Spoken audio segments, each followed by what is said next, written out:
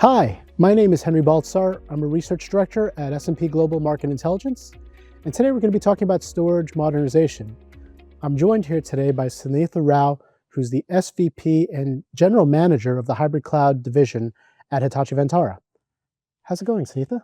Nice to meet you, Henry. As always, it's always fun to meet you. Yeah, we've got a lot to talk about today, so let's get started.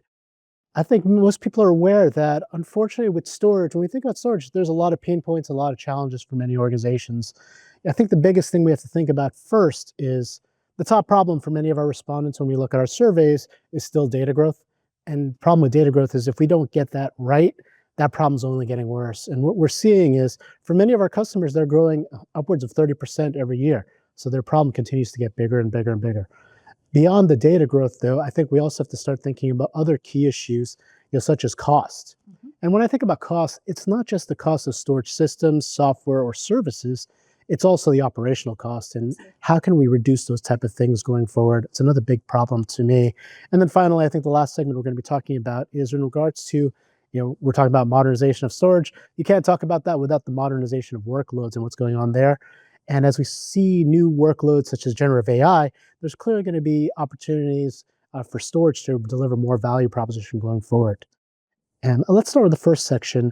When I start looking at those problems, as we mentioned, the first issue we were thinking about was the scalability issue and also the complexity issue, because unfortunately, when we look at the storage platforms, the way that they were developed over the years was wound up generating a lot of different silos, whether it be a silo for the object storage and the block storage and file storage.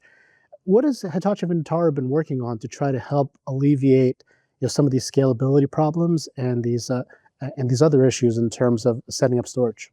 So I think if I summarize it, we are really looking for how do you solve the challenge of scalability and to be specific, maybe the reliability aspect of accessing any type of data anywhere, which means you're looking at how do you get rid of the data to be handcuffed by storage. And I think the fundamental premise on what we look at is the ease of scaling and the flexibility of scaling obviously comes with cloud. And that's what we try to do all the time in making sure that we are supportive of the hybrid environments and making sure that the data is available in any different location. It's no more about a silo or about a data center hardware. We're talking about data access anytime, any place, anywhere. And when you really look at that, I think the most important aspect is looking at how do you make it agnostic to a hardware system and then make it more available at all times that you're thinking of. Now, to do that, you really need an aspect of reliability as well. And you know that we've kind of come away from the storage silo of looking at reliability means RAID. No, I think we're going to get away from that aspect. We're going to talk about geo-dispersed replication, which is cross-zonal, and that can help you to provide access in every different location as you can look at accessing data from anywhere. I think that's a different modern world. And this world really looks at how do you move away from the concepts of hardware into looking at software as the future for the world.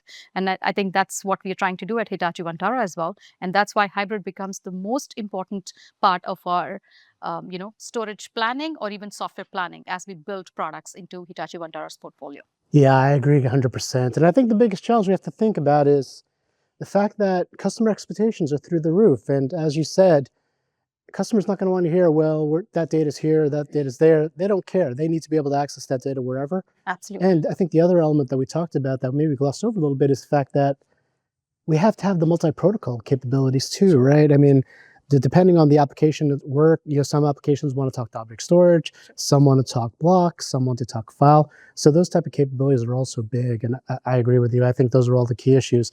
Not only making those multi-protocol or different flavors of storage available, but making them available in different areas. And as you mentioned, you could also use your software-defined storage technologies if you choose to run these capabilities within a cloud context. I think I would end with saying that we need a glue to bring all these things together and give an agnostic experience to the customers, whether it's an object access or a file access or a block access. And I think the VSP 360 in the context of this brings that glue together, which actually brings all our portfolio together in one unified fashion that can allow you to access data from anywhere and everywhere that you can think of. That's a perfect lead-in, because the second topic I wanted to talk to you about was where we're going. Because when I was complaining about cost, again, it's not just about how much a system costs or cloud storage costs or how much software costs.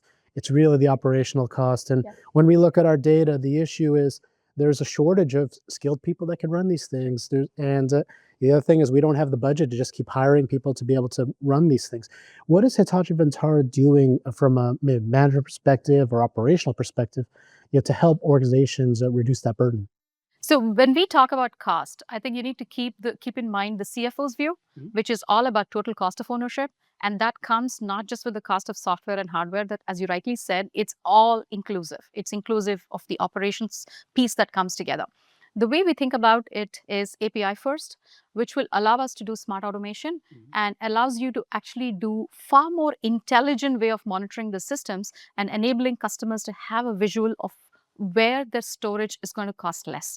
Is it going to be in cloud? Is it going to be on-prem? How do you look at the total cost of ownership from the perspective of the customer in terms of landing that data in the right location? I feel with the evolution of the applications which are getting into more of CI/CD kind of workflows, or even getting into the modern frameworks of Gen AI frameworks, for example, I guess brings in the concept of how do you actually look at automation as a holistic capability that will allow to reduce costs and provide far more flexibility in terms of looking at the data center operations being simplified across the board. Simply put, like what we've discussed a while ago about getting all protocols a agnostic view of data access. Here we are talking about all storage solutions getting an agnostic view of cost, where you could do recommendations based on where you want the data to reside. Yeah, exactly. I mean, these costs aren't going to go down until we make it easier, and a big part of that's going to be what your vendor is going to be able to provide in terms of fleet management and those type of capabilities. So it becomes easier to look over the entire estate and figure out where we have seeing potential issues, where are potential ways we can save costs by doing optimization. Those are all really big things. I think one other thing, a little bit off tangent, beyond the management tools and the enhancements there, it's also some people want to offload the burden, and there's obviously been an increase in STAs and those type of capabilities as well. What is Hitachi doing to help customers who want to relieve themselves of maybe some of these operational burdens?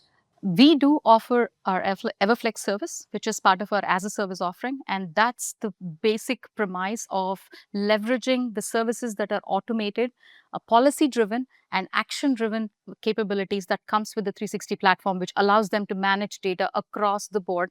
Like you rightly pointed, fleet management.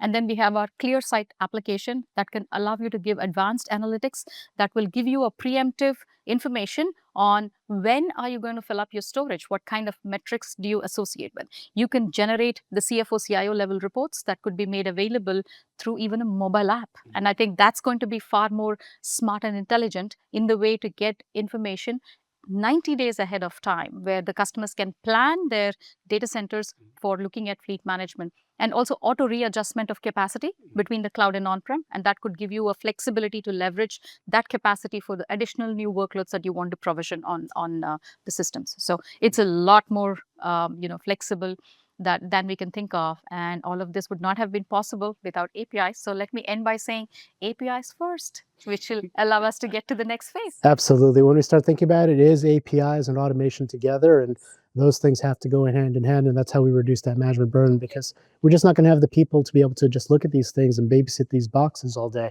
So that's going to be a big part of things. And let's go to the final topic. Final topic, obviously, the most really exciting topic also is the advent of generative AI and what that means for organizations. And the hidden secret there is your Gen AI is not going to, it's dependent on how much data you could feed it and the quality of data. Yeah. But that also creates some concerns and challenges as well. What is Hitachi Vantara doing to help organizations with that data management and making sure that they work with these modern workload requirements? I think it's a phased approach. We have, graduated, I would say, from being just a storage player to now a hybrid and a cloud player. We were calling about cloud native capabilities up until now, and now it is generative AI native capabilities, which basically give you a preemptive information when the data growth happens and how do you control the data growth.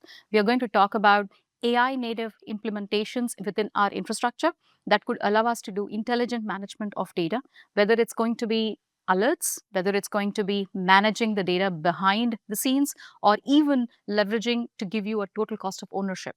All of this is generative AI. I think we are really excited for the next phase beyond this. Then that's going to be agentic, which is more of action-oriented and action-driven activities that will leverage all the generative AI capabilities and turn into managing agents and users that will coexist for enabling our customers to access data, whether it's sitting in the cloud or in the on-prem or anywhere.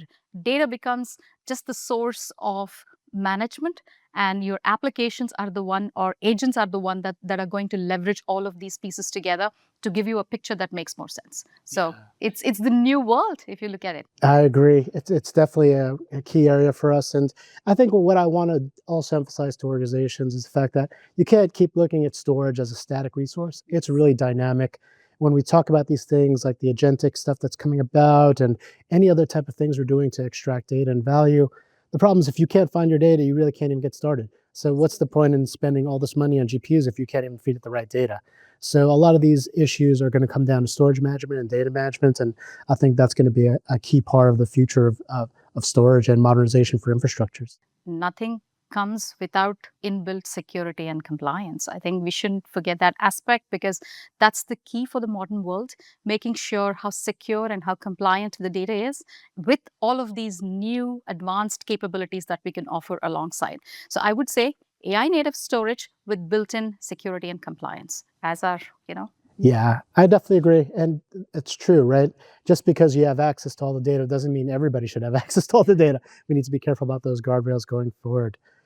Thank you so much for joining today. It's been a great conversation. as always, it's pleasure to talk to you, Henry. And I think I would really look at everyone accessing the 451 paper that we have on how modern storage can be modernized with what we have as capabilities. Please go ahead and download the paper if you're interested in learning more about what we've talked about. Absolutely. Thank you so much. Thank you.